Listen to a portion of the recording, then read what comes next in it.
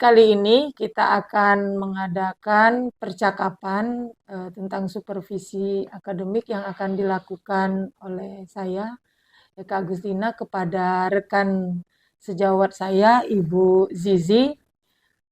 Baik, kita mulai percakapannya. Zizi, apa kabarnya? Baik, Ibu Eka. Assalamualaikum. Waalaikumsalam. Ya, Bu Zizi, gimana kabarnya? Sehat? Sehat, Alhamdulillah Ibu. Oke. Agak flu dikit tapi. Oh ya, semoga lekas sembuh ya Bu Zizi ya. Jadi Bu Zizi, saya akan melaksanakan supervisi akademik bersama Ibu Zizi. Iya. Tapi ada 3 tahap yang akan kita lalui. Yang pertama itu pra-observasi, kedua observasi, dan ketiga pasca observasi. Kali ini kita akan melaksanakan yang namanya pra-observasi. Jadi sebelum melakukan supervisi akademik atau observasi di kelas, saya akan melakukan percakapan dulu dengan Ibu Zizi. Itulah yang namanya pra-observasi kelas ya Bu Zizi ya. Iya, Ibu. Jadi di pra-observasi ini ada beberapa pertanyaan yang saya akan ajukan ke Ibu Zizi sebelum kita melaksanakan observasi mengajar di kelas. Kita mulai ya Bu Zizi ya. Baik, Ibu Eka. Oke, santai aja Bu Zizi ya. Yang pertama saya mau tanya dulu Ibu Zizi, kalau nanti saya mengadakan supervisi akademik itu untuk mata pelajaran apa Bu Zizi? Kalau untuk di kelas 10, saya Ah, mengajar mapel P5, Ibu. Oh, itu Iya, P5 project. penguatan profil pelajar Pancasila. Oke, baik Bu Zizi ya. Iya, Ibu. Sebelum mengajar di kelas, tentu Ibu Zizi kan membuat yang namanya modul ajar, betul Bu Zizi ya? Betul, Ibu. Iya. Nah, di dalam modul ajar itu ada materi apa dulu yang akan Ibu Zizi ajarkan di kelas untuk kegiatan supervisi besok? Kalau saat ini, karena kita P5 Mm-mm. itu menggunakan tema, Ibu. Oh iya, tema Iya. ya. Ya Tema betul. saat ini gaya hidup berkelanjutan. Gaya hidup berkelanjutan. Iya. Oke.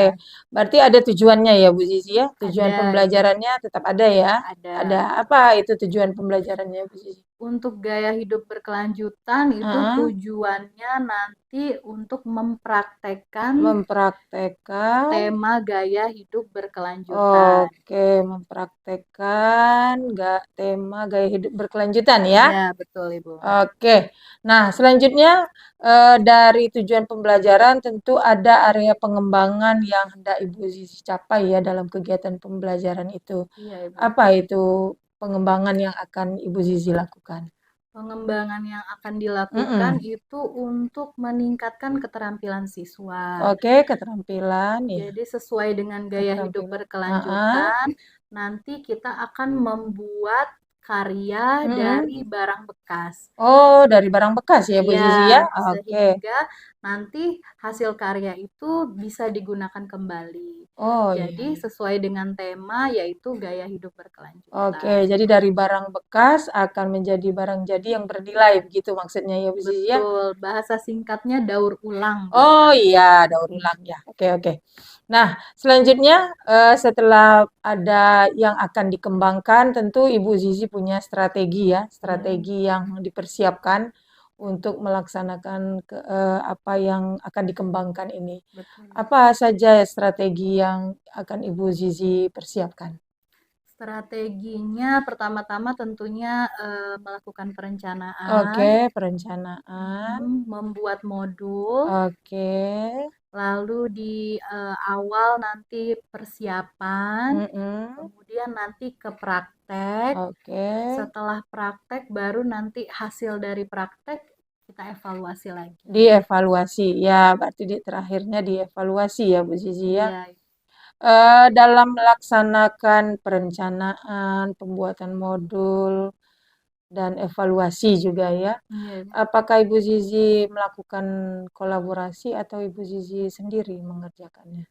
Kalau kolaborasi kebetulan di P5 ini ada beberapa fasilitator. Oke, ya. Jadi fasilitatornya terbagi dari beberapa kelas, beberapa jurusan, karena kita di SMK jadi jurusan. Oke. Jadi masing-masing jurusan ada fasilitatornya. Jadi paling saling berkolaborasi dengan fasilitator lain. Oke, tapi yang setingkat ya Bu Zizi ya? Betul, Ibu, Yang sesuai dengan temanya ya? Betul. Oke. Baik Ibu Zizi, kita tadi sudah berbincang-bincang ya masalah tujuan pembelajaran, area pengembangan yang hendak Ibu Zizi capai, kemudian strategi yang harus dipersiapkan dalam persiapan untuk supervisi nanti, maksudnya di observasi kelas nanti.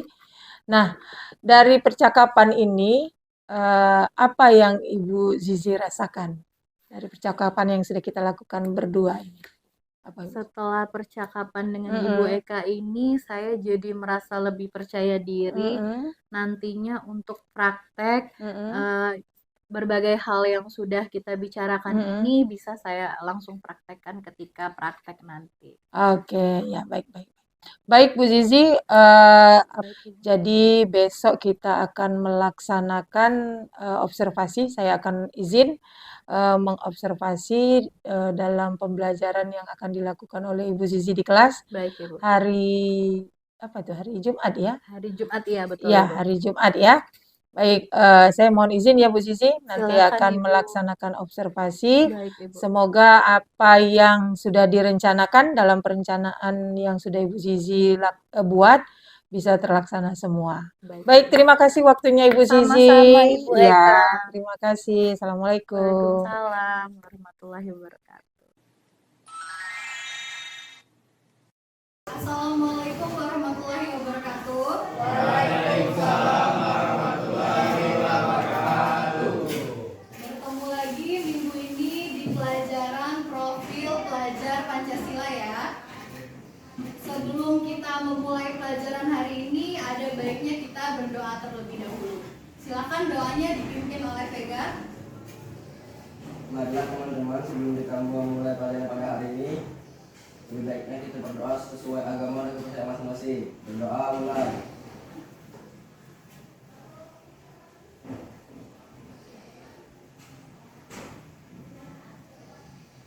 Berdoa selesai.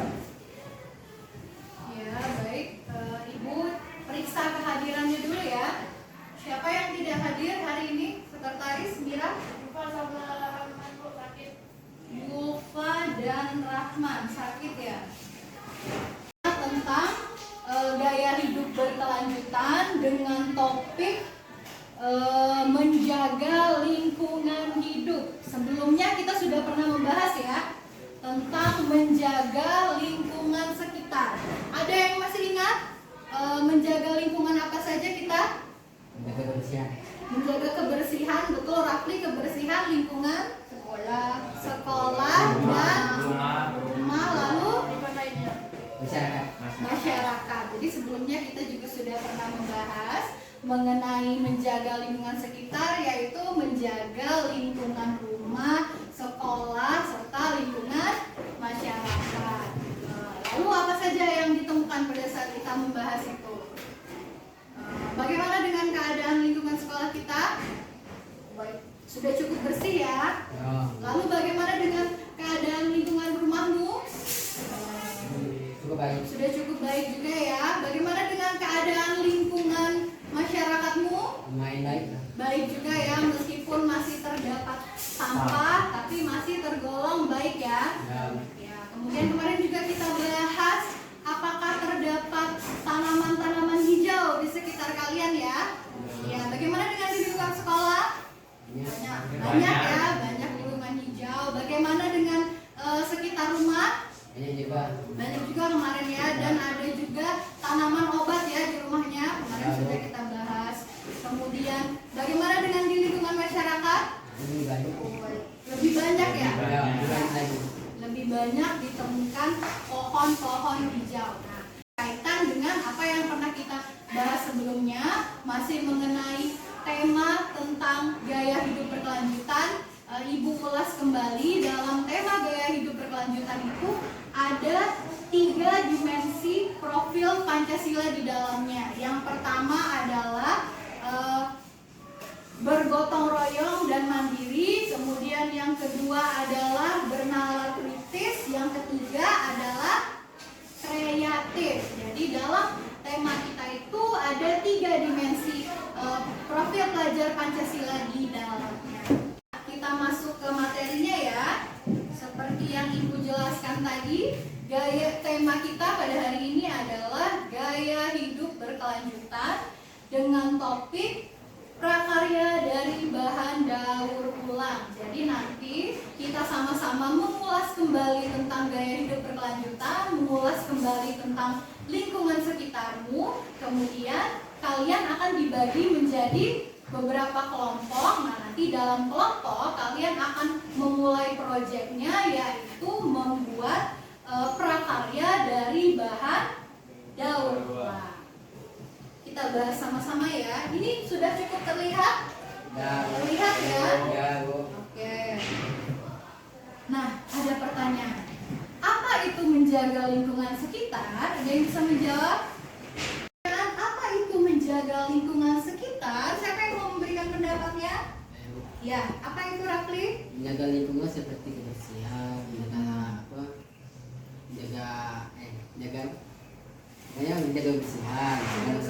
tempatnya. Terus bergotong royong.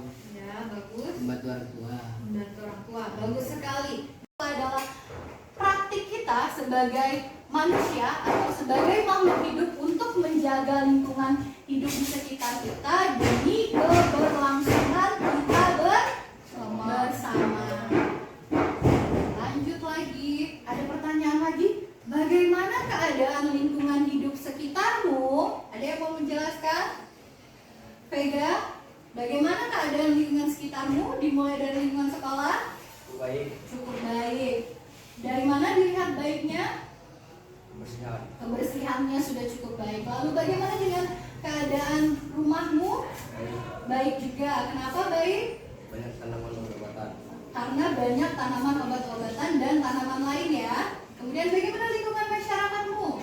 Baik. Cukup baik juga, dilihat dari Kebersihan. kebersihannya juga. Jadi lingkungan sekitar kita sebenarnya sudah cukup baik ya. Karena kebersihannya juga kita lihat bersama itu sudah cukup baik. Jadi berhubungan dengan proyek kita pada hari ini, sesuai dengan tema kita cara menjaga lingkungan hidup, sesuai dengan topik kita, salah satunya adalah menggunakan produk daur ulang ya. Proyek itu yang akan kita lakukan pada hari ini ya anak-anak. Alat dan bahan-bahannya sudah dibawa seperti yang sudah Ibu instruksikan sebelumnya ya. Ya, oke. Jadi, menggunakan produk daur ulang dapat menjadi salah satu langkah yang membantu mengurangi sampah. Siswa-siswi dapat mencoba membuat produk daur ulang dari sampah rumah tangga, misalnya memanfaatkan kardus bekas menjadi wadah tempat penyimpanan dan lain-lain. Dari sedotan, dari pipet plastik seperti yang kita ketahui ya, masih banyak sampah atau limbah plastik kan. Salah satunya bisa dibuat menjadi bunga. Cantik tidak hasil prakaryanya? Cantik ya, bisa dimanfaatkan kan? Ya, bisa dipajang di mana misalnya? Di atas meja. Di atas meja, bagus sekali. Nah, kemudian ini ada instruksinya. Ayo kita membuat prakarya dari bahan daur ulang sebagai salah satu cara menjaga lingkungan hidup. Nah, baik anak-anak, untuk selanjutnya kita akan membuat prakarya ya. Ya, Ibu bagi dulu kelompoknya. Dengarkan ya. Kelompok 1, Mira, Vicky, Fadilwanda, Arfandi. Nah, silakan membentuk kelompok. Mejanya disusun. Ayo, silakan. Rafli, Fajri, Bayu, Yulka, silakan. Ya, kelompok 3, Dava, Marisa, Vega, Fahri, silakan. Baik anak-anak, kelompok 1 mau membuat apa rencananya? Rumah sama kotak pensil. Bunga dan kotak pensil. Apa saja bahan-bahannya? Cat warna, ada lem tembak, tali-tali, kertas karet, Sama berikut tinggal ini bawahnya apa itu? resleting. Pita. Kelompok 2 mau membuat apa rencananya? Bunga dari Plastik. apa saja bahan-bahannya? Kawan. Barter, dan lain-lain.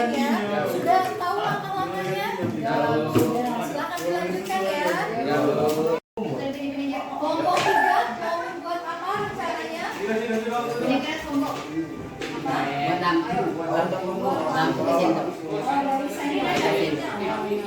Sekarang buat Lagi membuat ini apa? Lampu. bahan-bahannya apa saja? Kardus, karon, karon, Sendok. sendok. Sendok plastik. Ya, ya. Langkah-langkahnya sudah tahu? Sudah tahu. Tahu, silakan dilanjutkan ya. Ya,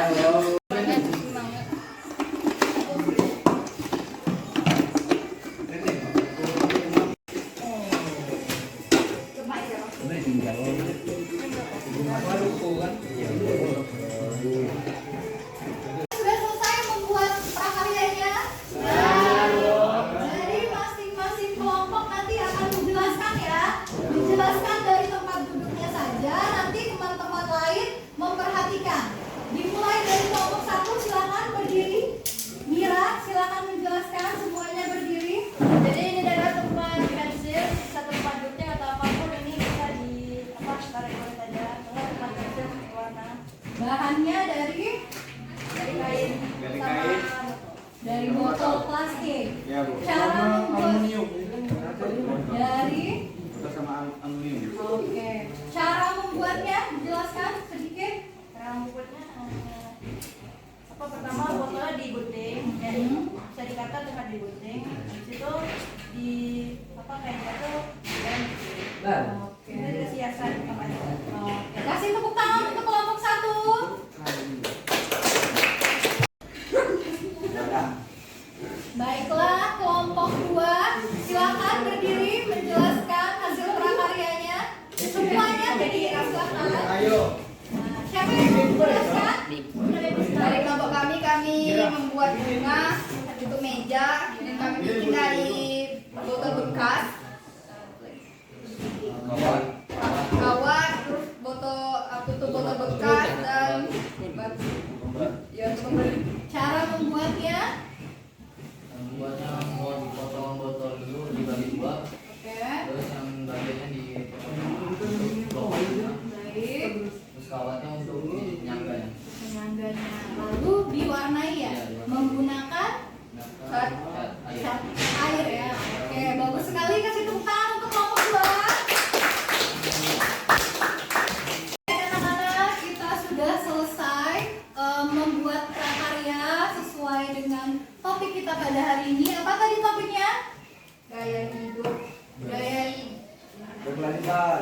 Maaf dulu mungkin di Twitter. Baiklah anak-anak, tadi kita sudah selesai membuat prakaryanya ya.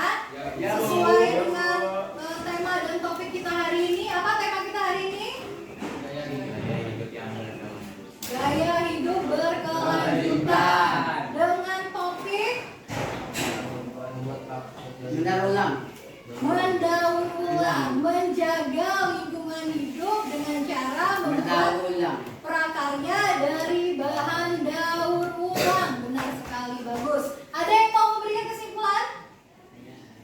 Baiklah anak-anak, siapa yang mau memberikan kesimpulan secara keseluruhan? Silakan Ica dari kelompok 2. Ayo, ya. Kesimpulan dengan memanfaatkan barang bekas yang ada di lingkungan sekitar menjadi kerajinan yang bisa digunakan. Bagus sekali, betul sekali. Siapa lagi? Ratli, apa kesimpulan keseluruhan? Nah itu apa?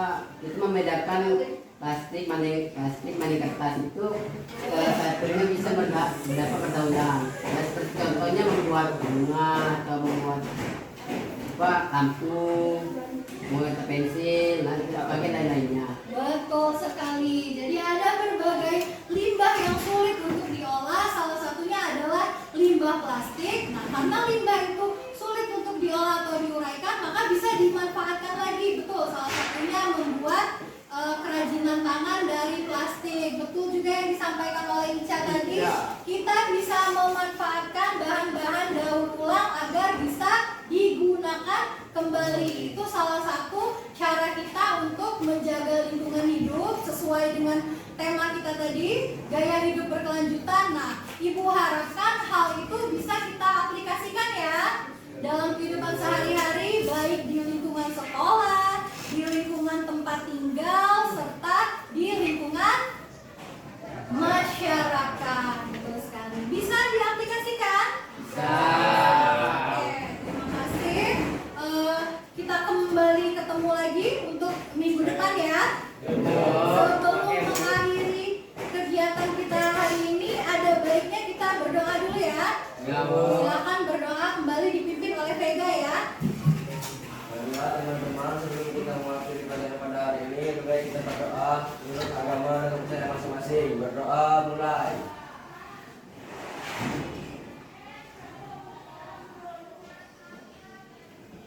telah selesai.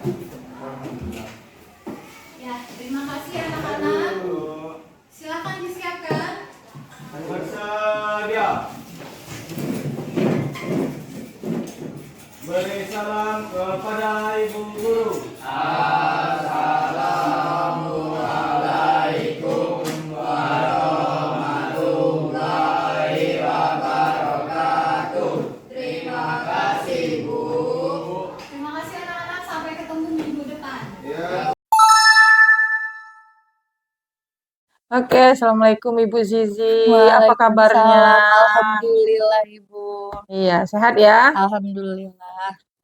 Baik Bu Zizi, kemarin kan kita sudah melaksanakan supervisi akademik ya. Sebelumnya kita sudah melaksanakan pra-observasi ya.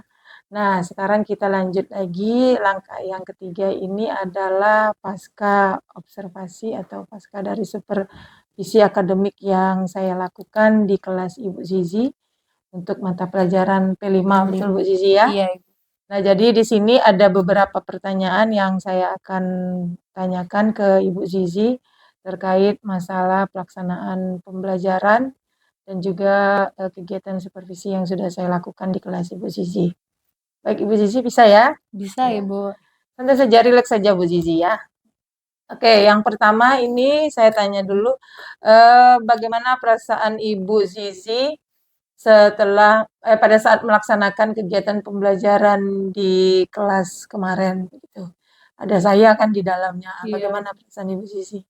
Pada saat pelaksanaannya, karena Iya. sebelumnya juga kita sudah bertemu kemarin ya Ibu. Iya, betul. Jadi merasa lebih percaya diri dalam pelaksanaannya. Kemudian lebih tertata juga karena sudah membuat modulnya, Iya. jadi bisa dilaksanakan sesuai dengan modul yang sudah dibuat. Iya, jadi merasa lebih baik ya Bu Zizi ya Iya. dengan adanya kegiatan pra-observasi kemarin ya. Iya betul. Kemudian dalam pelaksanaan pembelajaran kemarin di kelas pasti ada yang Ibu Zizi hadapi ya, semacam kendala-kendala, hambatan-hambatan. Kalau saya boleh tahu kesulitan-kesulitan apa yang Ibu Zizi alami waktu pelaksanaan pembelajaran? Waktu pelaksanaan itu kendalanya ada di waktu pengelompokan siswa Ibu. Oke, Iya, karena iya, apa itu?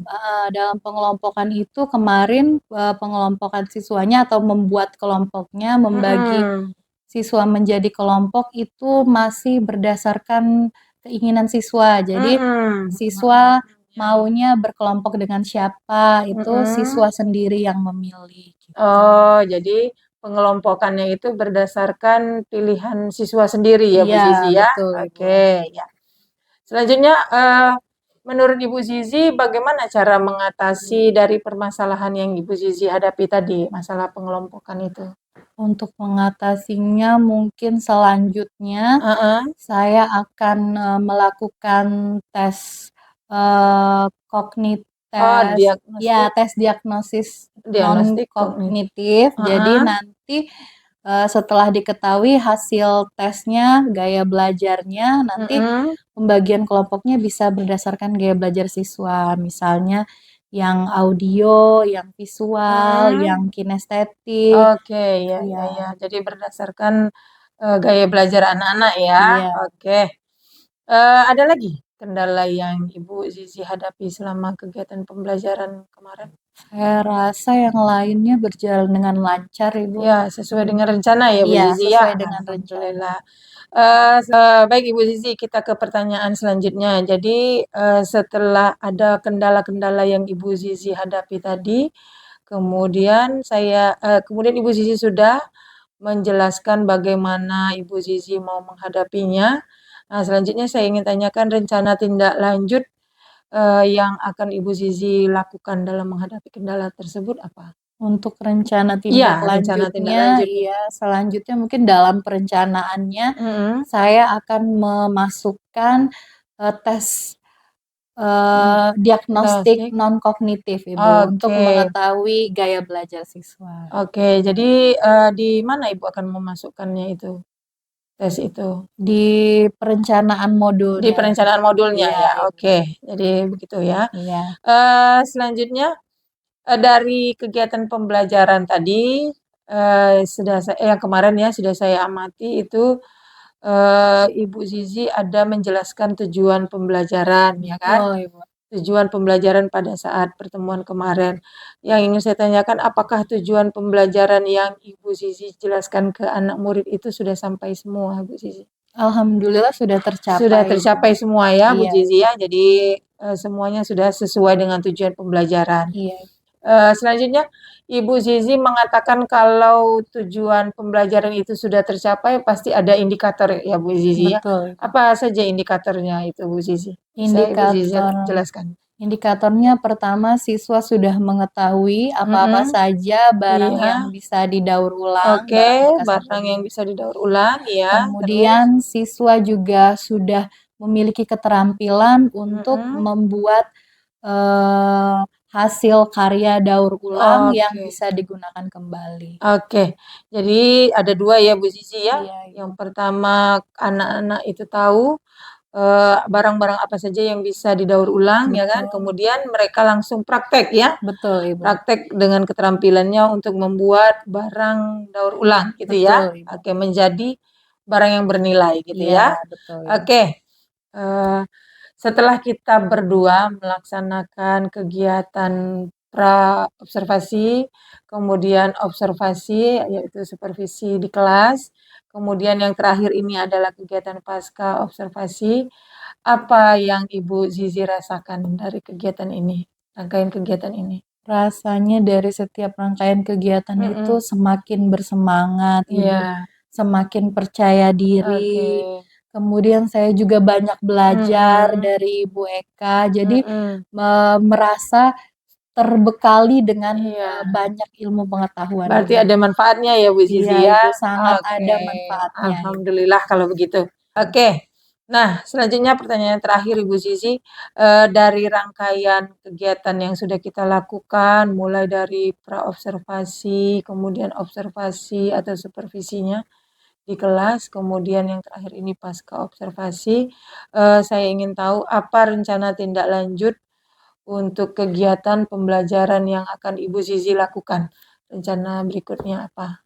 Untuk rencana tindak lanjutnya, nanti saya akan lebih mempelajari bagaimana perencanaan dan pembelajaran berdiferensiasi. Oke, berdiferensiasi. Ya, betul, lagi booming sekali itu Ibu Zizi ya. Oke.